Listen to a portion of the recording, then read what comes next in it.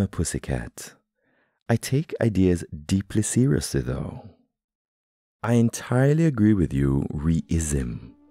It's profoundly associated with common enemy identity politics presently. And at the moment, I think that there are forces afoot that desperately citizens need to unite to defend ourselves against. I appreciate that in a way that sounds like common enemy politics, and sure, there are individuals and groups who are instrumental in the redistribution of resources upwards and growing surveillance and infringement on our liberties and abilities to lead meaningful lives with solid relationships.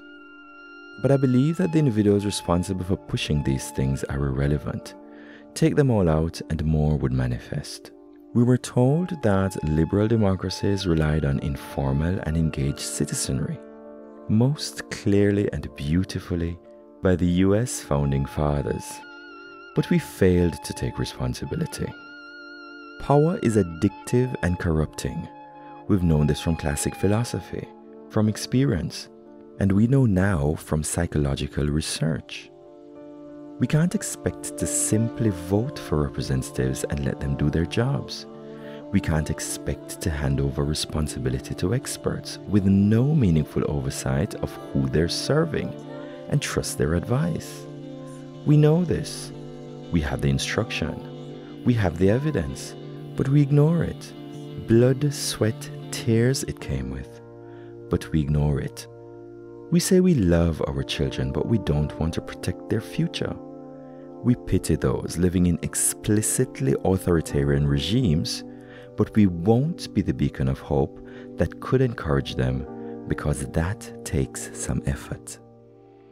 And I believe that the fundamental basis of good societies is individual personal virtue. And virtue makes our lives personally bearable, despite the inevitable suffering and injustice that all people will experience. So I would like to talk about that, if you're up for it. On a personal level, I've never been a bad person, but I have been weak and less than I could be because I refused to live in truth. I came to the place after a decade of meditation and therapy and wanting to die, where I realized that my refusal to feel the fear, to enter my personal desert anyway, was an inevitable mortal threat. I understood that I didn't know what was in the desert, and that I didn't have any reason to assume that I would cope, but that out there, I might just find life. And I did. I found I'm exponentially stronger than I ever imagined. I found that I'm more good and principled than I would think reasonable to expect. And I found a beauty amongst the tragedy that is worth the pain.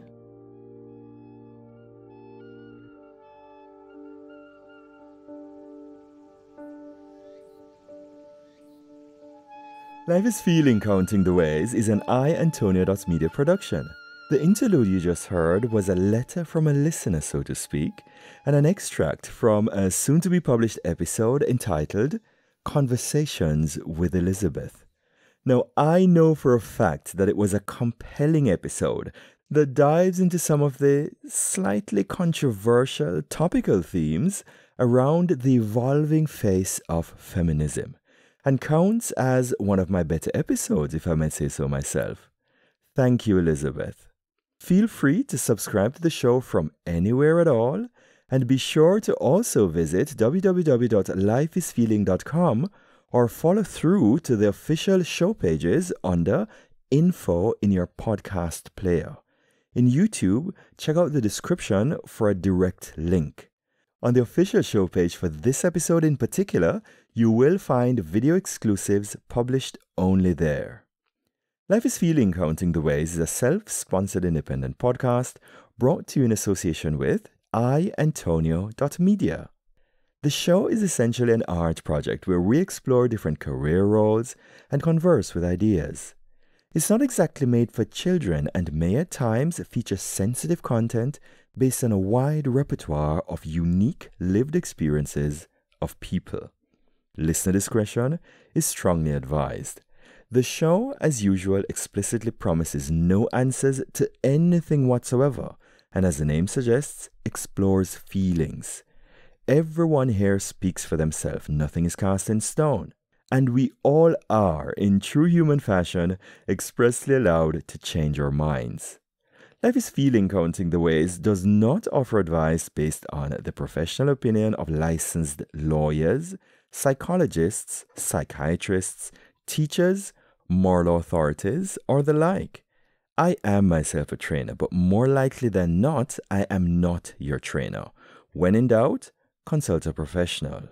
All my shows follow the value for value philosophy, which simply means that if you feel as if you got some value from the show, you are hereby invited to explore the many ways in which you can give some value back. For more information, questions, or contributions, feel free to visit lifeisfeeling.com and use the contact form. So then, that was it for this little trailer episode for today, serving both the show, Life is Feeling Counting the Ways, and the upcoming conversation with Elizabeth. I'm looking forward to hearing from you, and bye for now.